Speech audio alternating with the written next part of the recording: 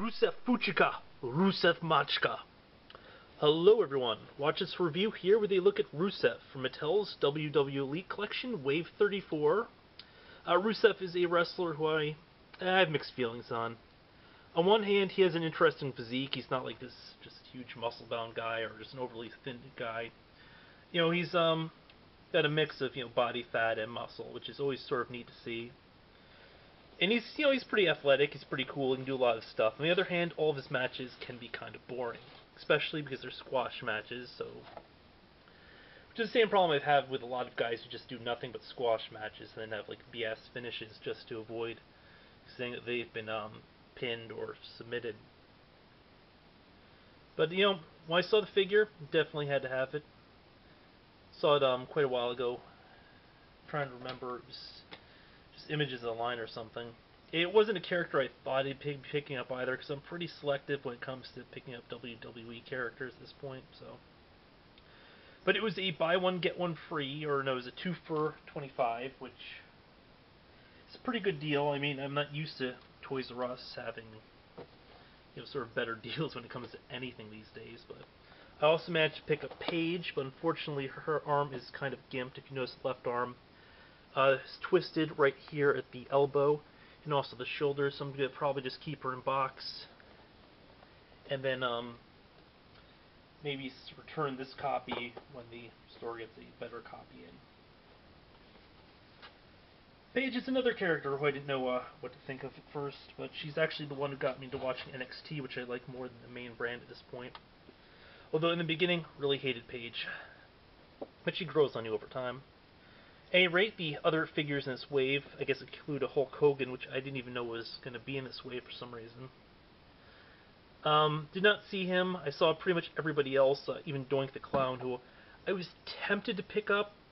Like, I'd watched some clips and videos and stuff with, like, shots of the guy. When I saw the figure in stores, I was like, I just don't care enough about him. Wade Barrett, or Bad News Barrett as he's called now, he was like, eh.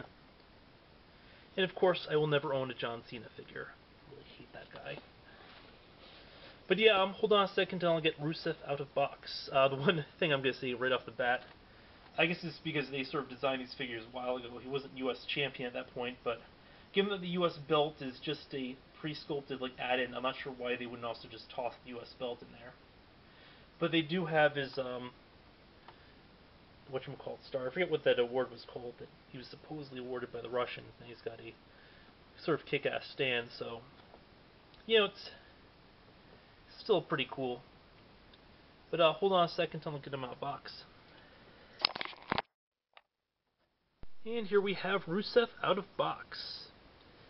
I of course put him on his podium, which you may recall from, I think it only showed up once, period, in the show. And that's when he first received his medal, the Russian Accolade or medal or something, freedom. They had some title, and they've mentioned a few times since then, but I don't really remember what the heck it's actually called, and I don't think most people do either.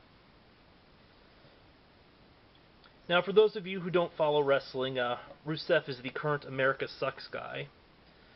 Sort of the old archetype where you have the foreign wrestler who complains about the U.S., and it's usually a country that usually is billed as being from a country that has hostile relations with the U.S. at that given moment.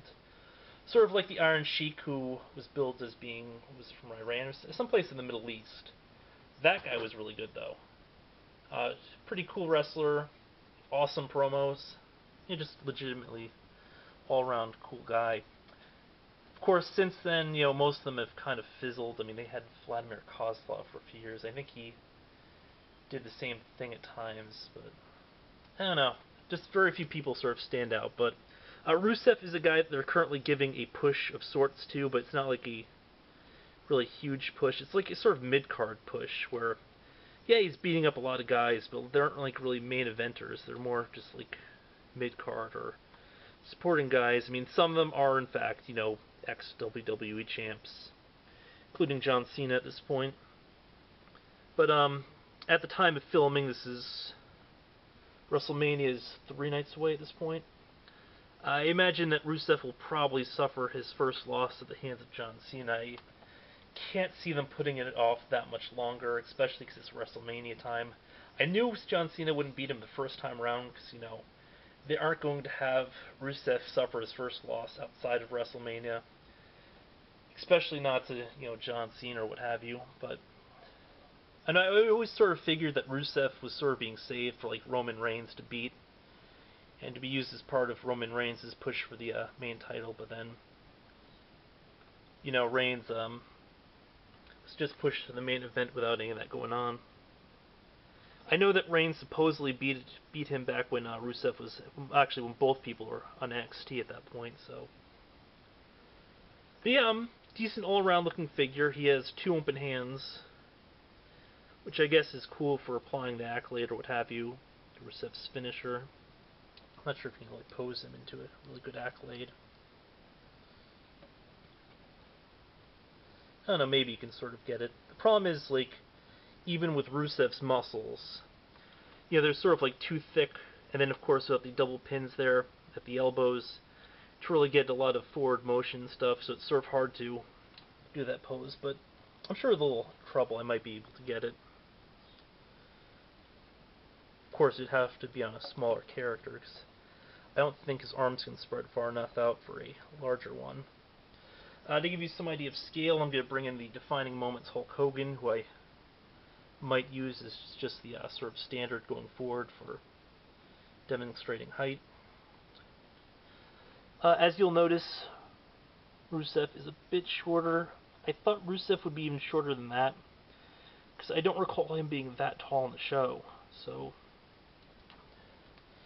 maybe the scale's just a tiny bit off or what have you, but on the packaging it bills him as being 6 feet tall.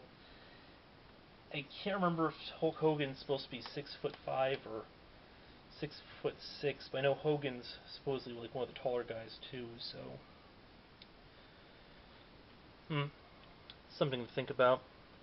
Now, as for the metal, you can probably get it off, but I'm just worried that it's going to be wrecked in the process. It's a soft rubbery plastic, so it can sort of squeeze over, but over time doing that will stretch the material and stuff, and I think I'd rather just leave the stupid thing on him. Especially because I'd probably end up losing it anyway. By the way, I've never really noticed him having a tattoo in his arm. It's kind of weird, where you watch a wrestler for so long and then like, you look at the figure and go, oh, what the hell's that? But I guess it's it's Bulgaria. It's called the Bulgarian Brute or the Bulgarian Bruiser or something like that. He's from Bulgaria, then moved to Russia. At least that's what he's billed as. I don't know, all around decent figure. He does have a lot thicker legs. I believe they probably use the same parts on the Big E. Big E looks so awful. I mean, Big E as a wrestler is somebody who I kind of like, and I wouldn't have minded picking up a figure of him, but the head sculpt on that thing's just so friggin' awful. And they use the same head sculpt for like all of his figures. So the Elite Collection has the same crappy one it had from the 2-pack with AJ Lee, and so forth. But, I mean, who knows, I might end up picking up anyway. Just because I don't think they'll be doing another one. And if they did, it'd probably be in his New Day outfit. And, I'm just not a New Day fan. It's just a stupid gimmick. It just hasn't really built anything, and they dropped it pretty quickly. Speaking of people they dropped pretty quickly, the Ascension went from being sort of bigger guys, getting a pretty cool like push, although they were mostly fighting people who, just local jobbers like they did on NXT, and then they fought, was it Road Dogg and, the New Age Outlaws when they came back, and then, I don't know, being the New Age Outlaws at their age, not quite the accomplishment it used to be, so, I mean, I guess it's sort of hard to get those guys over, but, yeah, Rusev, definitely pretty cool. Hopefully they do keep doing more with him. I want to see him in the main title picture, but the thing is, I don't believe they'll come for a while. I mean, if John Cena doesn't beat him at WrestleMania, which is a possibility, because they might still want to sort of like promote like one of the newer guys and stuff instead of putting over their older talent. At some point, he'll probably challenge Roman Reigns for the World Championship. which might be an interesting match. I mean, Roman Reigns obviously is, I guess they've been planning on letting him win that since earlier this year, the World Championship, so that's basically a foregone conclusion. I know it's not just a terribly exciting WrestleMania this year. I mean, I'm gonna probably try to catch like the clips from the ladder match with the Intercontinental title, but most of the rest of the stuff, except maybe the Divas tag match, might be interesting. It doesn't really thrill me, but I understand that I'm talking a lot about sort of what will then be dated references. If anybody watches this like 6 months or a year from now, and what should just be a figure review, so I will cut it to a stop here, but I will include these comments anyway, just because I've already said them, and it'll be nice if I ever go back and look back on this stuff and just see what I thought at the time. At any rate, yeah, Rusev is pretty cool. Articulation, pretty standard. I believe I showed it off pretty well in the Animal video with Road Warrior Animal or Legion of Doom Animal, but just a quick walkthrough. Just showing the joints, not even gonna say it, but he actually has a really good range of motion here on the torso. Head rotates, waist joint, hip joint, point of rotation, double pin knee, and then you have the ankle, which has a tiny bit of pivot. A lot of forward back. It's kind of neat. Oh, it's not really practical, but kind of cool to have. Definitely kind of happy I picked this one up. And hopefully he will be a guy to sort of be on the lookout for. And they won't just sort of bury him once, they're done with him. Because I'm not sure how long his whole Russia gimmick can go, especially if the U.S. eventually normalizes relations with Russia, which, as long as Obama's in office, I don't see happening. I mean, we might be in for another Cold War. I hope not. I hope Europe will sort of ease tensions between us, but who knows. Two final quick notes. First off, I realize that he has these weird marks on his leg, or these indents for, I guess, putting him into a stand or something, but there are no things on his stand that actually do that, so I'm not sure what significance those have.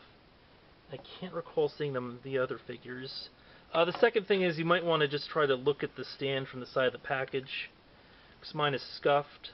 I believe it's probably from the way that he's positioned in package. He didn't have any rubber bands holding him in, which was sort of weird.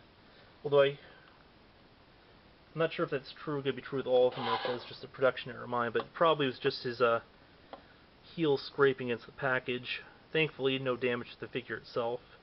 And you can't really see the damage on the stand, but just something to look out for if you do care about that sort of stuff, which I usually do. Just can't stand, can you? It's a problem when these have crazy, sort of ankle articulation. Gotta get that stuff just right. But yeah, until next time, folks.